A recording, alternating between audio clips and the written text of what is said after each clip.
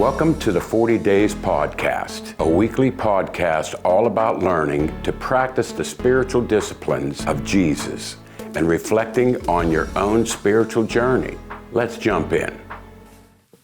Hey there, this is Pastor Tim. I want to welcome you to the 40 Days of Growth podcast. It's hard to believe how far along we're getting in this season. It seems to be going so fast. We want to talk this week. We really only have 2 weeks left. We want to talk this week about the discipline of celebration. The discipline of celebration would be taking time to be grateful, thankful, to celebrate God's grace, to celebrate all that God has done for us, to allow ourselves to not just get swallowed up by negativity, to not get buried under worry, to not get just completely consumed with the cares of this life, but to trust God and to celebrate all that God's done for us. I wonder what you think Nehemiah means when he says in Nehemiah 8:10, "The joy of the Lord is our strength." What do you think he's trying to say there? The joy of the Lord is our strength. In Proverbs, what's really interesting in Proverbs chapter 8, it's a whole proverb about wisdom. One of the things that wisdom says, as it talks about, I was there at the creation, helping God with the creation, singing with God, excited. Right at the end of that chapter, it says, and I delighted in men. I delighted in humanity. That God delights, the joy of the Lord. We sometimes tend to think about God as being this stern and unhappy and, this and that. I don't think that's true at all. I think God is full of joy. The joy of the Lord is our strength. What do you think it means that when Jesus' birth was announced by the angels? Remember, angels showed up to some shepherds who were just working at night, working the night shift. What was their message? They said, we're bringing you glad tidings of great joy. Glad tidings of great joy to the world. That God's favor is with you. And how about the night before his crucifixion? Jesus said this in John 15, "These things I've spoken to you, that my joy may be in you, and that your joy may be full." My joy might be in you, and your joy might be full. Jesus facing the cross, was talking about his joy. The writer of Hebrews says that for the joy that was set before him, he endured the cross. He went through the cross knowing that there was joy on the other side. The joy of obedience, that he would accomplish his mission, but the joy that God would have used him to do such great things. It really is an interesting thing. This idea of joy, this idea of celebrating, this idea of seeing the goodness of God, as the psalmist says, in the land of the living. And when we see the goodness of God, we celebrate that. It's really interesting. There's a couple really interesting things. Richard Foster says in his book, The Celebration of Discipline, he says celebration, this discipline of celebration, is central to all the spiritual disciplines. Without a joyful spirit, The festivity of the disciplines become dull, death-breathing tools in the hands of modern Pharisees. Every discipline should be characterized by carefree gaiety and a sense of thanksgiving. Joy is a part of the fruit of the Spirit. Often I'm inclined to think that joy is the motor, the thing that keeps everything else going. Without joyful celebration to infuse the other disciplines, we will sooner or later abandon them. Joy produces energy. Joy makes us strong. Ancient Israel was commanded to gather together 3 times a year to celebrate just the goodness of God. They were festival holidays in the highest sense. They were experiences that gave strength and cohesion to the people of Israel. Think about that. God commanded them to come together to celebrate his goodness, to celebrate who he is, to celebrate their relationship with him, that he had chosen them just like he has chosen us. The primary thing in the Christian life that brings joy actually is obedience. It's fulfilling our purpose. It's making sure that the round peg fits in the round hole, the round peg of who we are fits in the round hole of the life that God's created for us to do.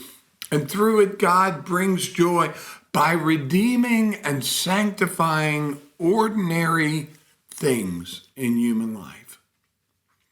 This isn't some we have to live on the mountaintop. God's in the midst of the ordinary. And as he redeems the ordinary, it brings joy to our life. In one sense, joy is the payoff for the work of God in our lives. As we get centered in God, as our identity becomes stronger in God, as we know God's love, as we become anchored in his grace, as we know his care, joy then becomes a payoff, a part of that. Think of it like a child.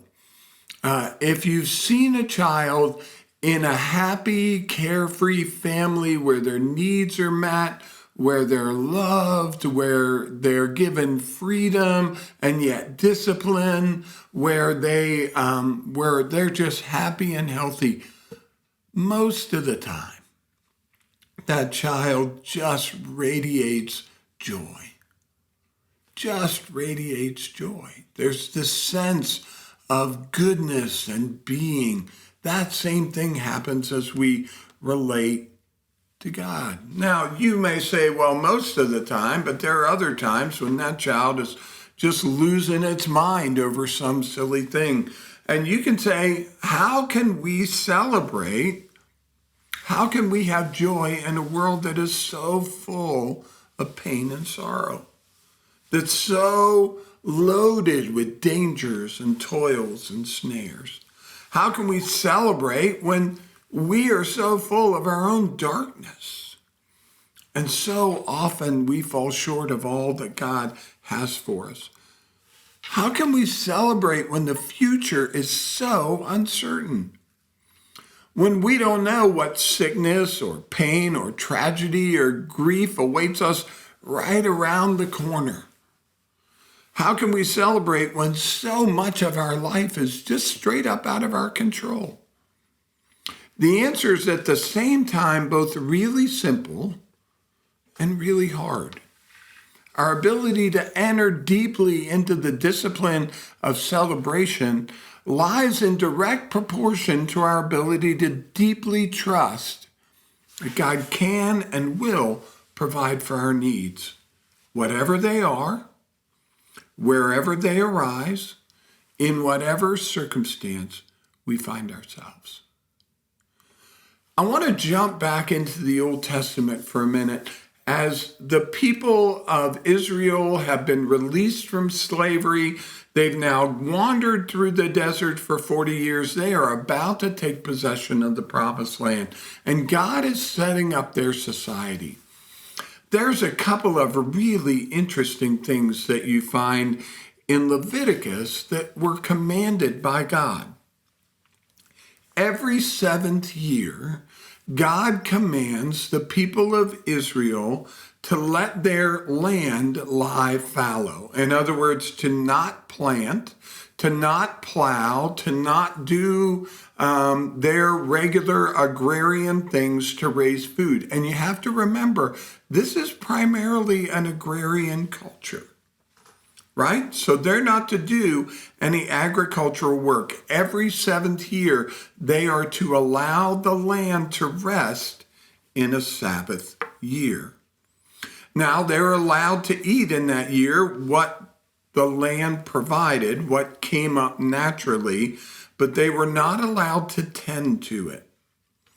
Then every 50th year, so you would go with 7 years every 7th year, but then in a cycle of 7 years, you were to take the next year, that 50th year, and you were to make it a year of Jubilee. This thing of Jubilee, this year of Jubilee, is really an interesting concept. And it's absolute genius, right? So here's how it worked. Once every 50 years, the land was to be left lying fallow again, like every 7th year.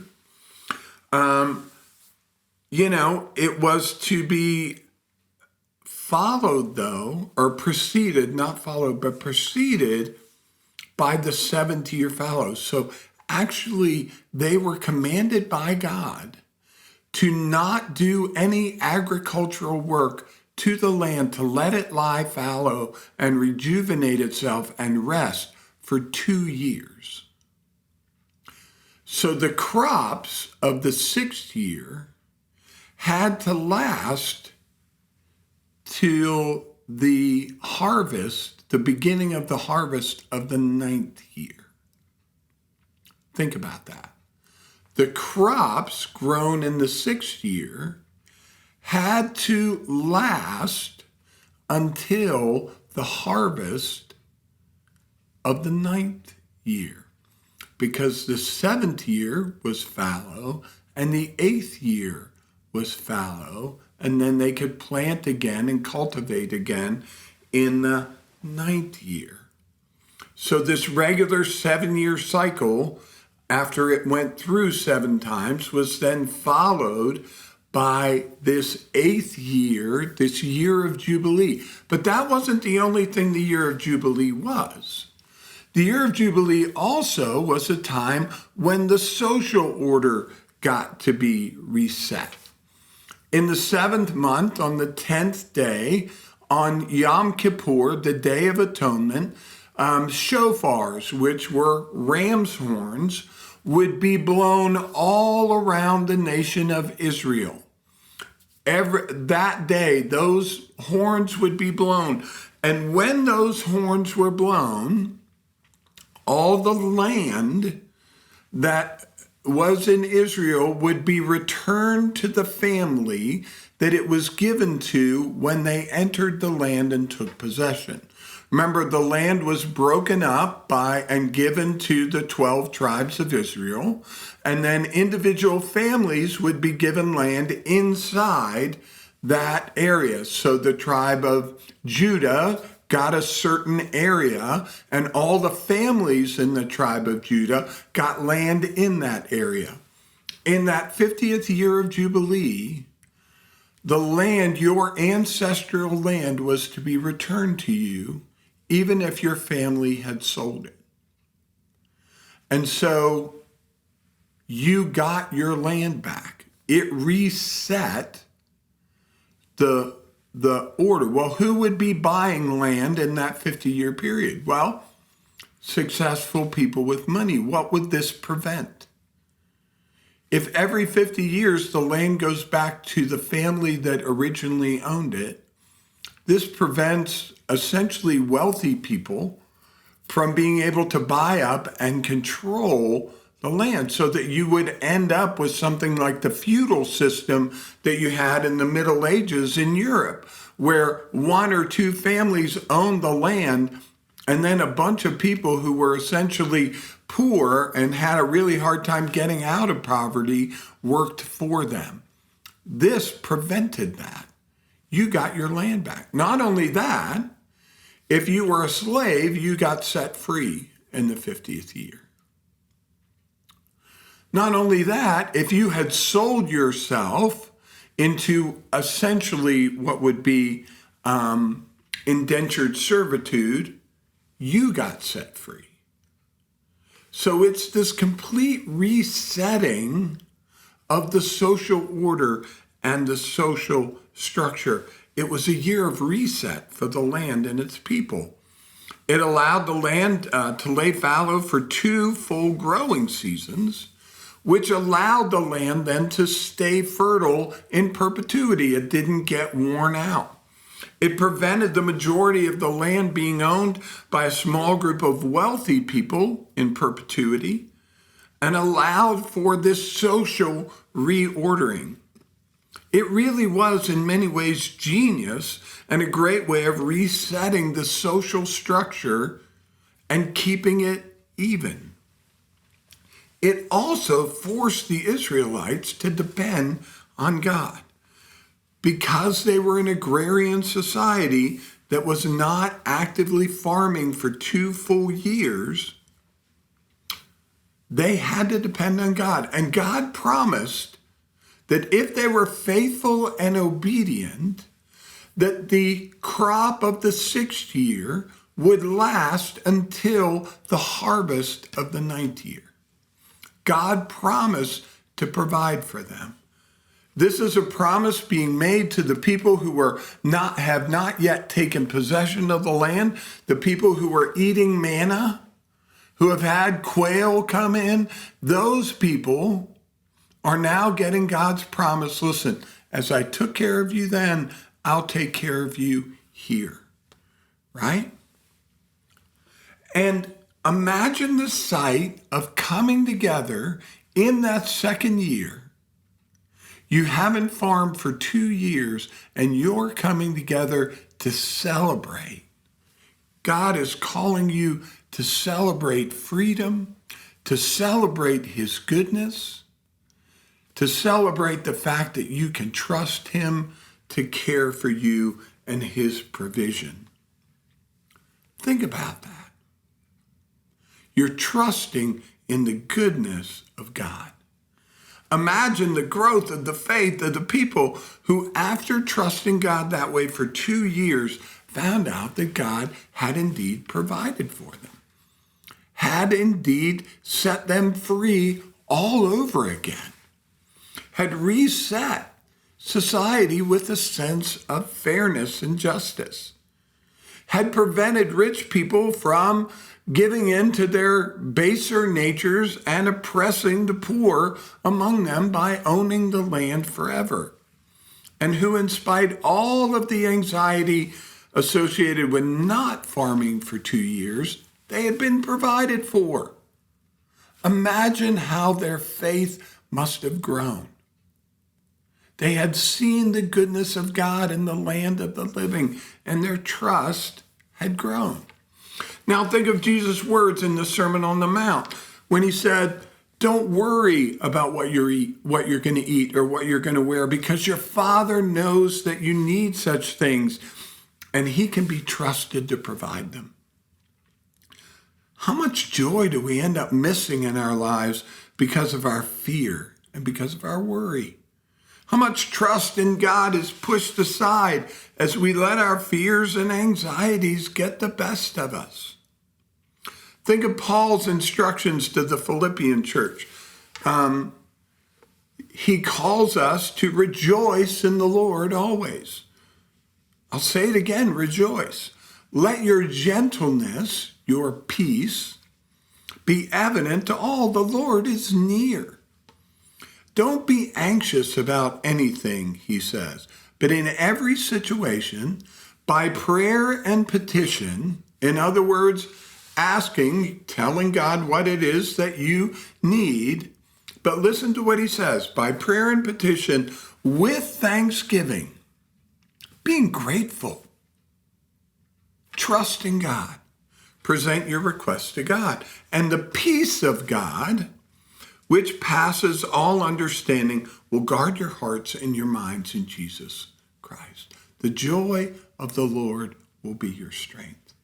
Finally, brothers and sisters, he goes on, whatever is true, whatever is noble, whatever is right, whatever is pure, whatever is lovely, whatever is admirable, if anything is excellent or praiseworthy, think about such things.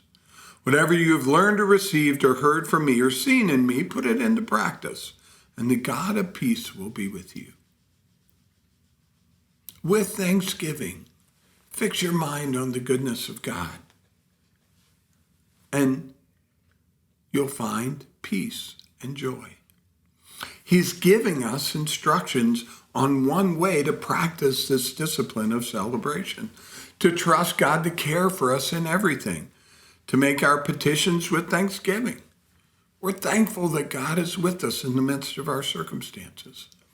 We train our minds on things that are good and right and pure.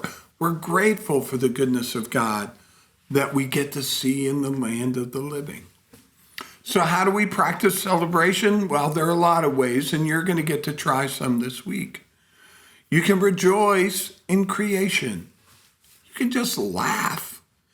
You can just take sheer enjoyment and delight in even the little things, in your many blessings.